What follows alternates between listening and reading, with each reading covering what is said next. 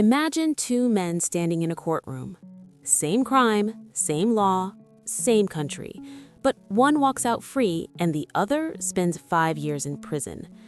Now, before you say that is impossible, before you say the system does not work that way, I want you to stop. Sit with me for a moment and let me show you something that has been happening your entire life, right in front of your eyes, and yet nobody, not your teachers, not your politicians, not even the news channels you watch every night, nobody has ever sat down and told you the full, uncomfortable, unfiltered truth about it. And that truth is this: the law is written the same for everyone, but the way the law is applied, interpreted, enforced, and punished has never, not once in the history of this world, been truly equal for everyone. And today, we are going to talk about exactly why that is, with real examples, clear explanations, and the kind of honest conversation that most people in power would prefer you never had. Let us start from the very beginning, because to understand why the same law produces different punishments for different people, you first have to understand what the law actually is and what it was designed to do. And here's the thing that nobody tells you in school. The law is not a machine. It is not a calculator that takes in a crime and spits out a sentence. The law is a human system, written by humans, interpreted by humans, enforced by humans, and judged by humans. And the moment you understand that, everything else begins to make sense. Because wherever there are humans, there is bias, there is prejudice, there is money, there is influence, there is fear, there is culture, there is race, and there is class. And all of these things, every single one of them, quietly, invisibly, sometimes even unconsciously affect how the law is applied to any individual person. Let me give you one of the most documented and studied examples in the world: drug laws in the United States. And before you think this is only an American problem, stay with me, because the pattern repeats in Pakistan, in India, in the United Kingdom, in Brazil, and almost every country you can name. But in the United States, studies by the American Civil Liberties Union have shown that Black Americans are nearly 4 times more likely to be arrested for marijuana possession than white Americans, even though the data consistently shows that both groups use marijuana at almost exactly the same rate. So the same action, possessing marijuana, the same law, possession of a controlled substance, produces dramatically different outcomes depending on the color of the person's skin. And this is not a small difference. This is not a rounding error. This is a systemic, documented, repeated pattern that has destroyed millions of lives, and yet somehow continues to exist. Because the problem is not written in the law itself. The law says nothing about skin color. The problem is in the enforcement, in who the police choose to stop, in who the prosecutor chooses to charge aggressively, in what sentence the judge decides to give, and in how much legal defense the accused person can actually afford.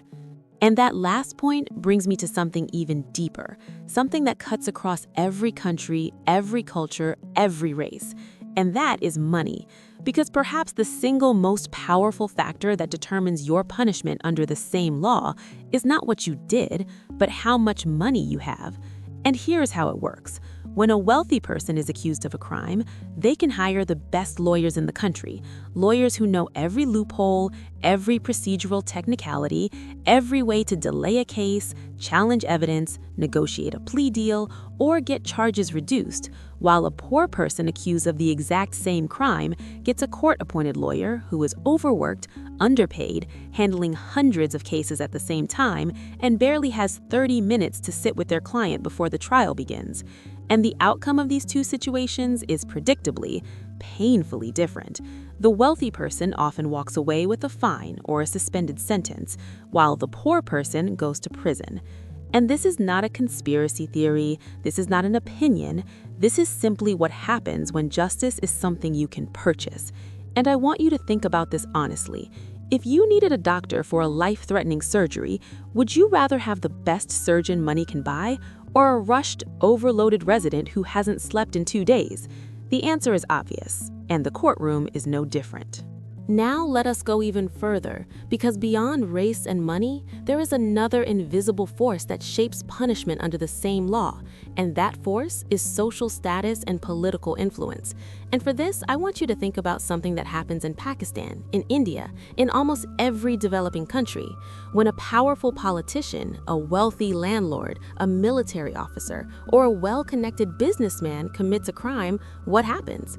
Witnesses disappear, cases drag on for years, evidence gets lost, and even when someone is convicted, they receive bail, they receive appeals, they receive medical pardons, they receive house arrest instead of prison, while an ordinary farmer, a street vendor, a daily wage worker who commits a far smaller offense finds himself locked away without bail, without appeal, without anyone in power caring about his case at all.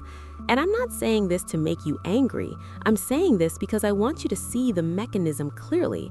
The law on paper says that all citizens are equal before it, but the law in practice operates through institutions run by people who live inside social hierarchies, and those hierarchies protect the people at the top and press down on the people at the bottom.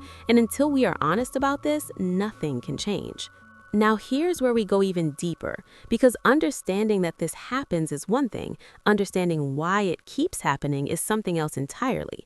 And the reason it keeps happening is that there are actually 3 separate systems that operate under the single word law.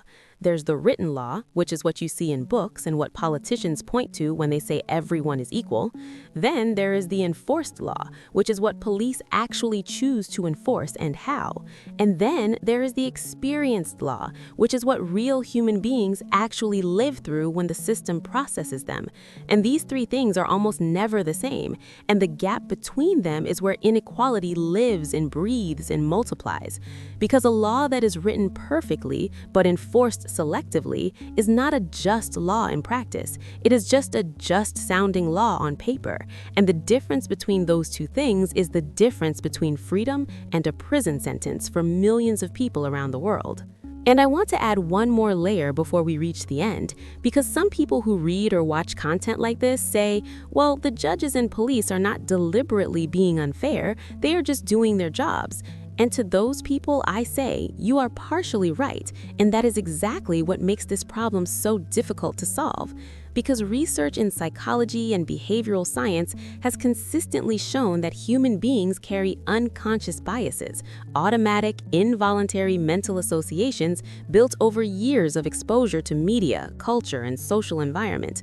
And these biases affect how a police officer reads a situation on the street, how a judge perceives the demeanor of a defendant, how a jury forms its first impression. And none of these people may be consciously trying to be unfair, but the result is still unfair, and an unjust outcome caused by unconscious bias is still an unjust outcome. And the solution is not to simply tell everyone to be less biased. The solution requires structural changes, diverse juries, judicial training, independent oversight, data transparency, mandatory recording of enforcement decisions, real institutional accountability, not just good intentions. So where does this leave us? It leaves us in a very important place, because now you know something that most people walk through their entire lives without ever truly understanding. You know that when someone says the law is the same for everyone, they are telling you a truth about paper and words, but they are hiding from you a truth about power and people. And the next time you see a headline about someone powerful getting a light sentence, or someone poor getting a harsh one, or someone from a marginalized community being treated differently under the exact same legal framework, you will not be confused. You will not think the system just made a mistake. You will understand the architecture of inequality that produces these outcomes. And that understanding is not powerless. It is the beginning of something. It is the beginning of asking better questions, demanding better systems, supporting better policies, and refusing to accept the comfortable lie that justice is already equal when the evidence in front of our eyes tells us clearly that it is not. Because the law is only as just as the society that applies it, and society is only as just as the people who are willing to look at it honestly, say what they see, and refuse to look away. And that is exactly what we did today. If this made you think, share it. Not because I asked you to, but because someone in your life needs to hear this today. Subscribe if you want more conversations that go deeper than the surface. See you in the next one.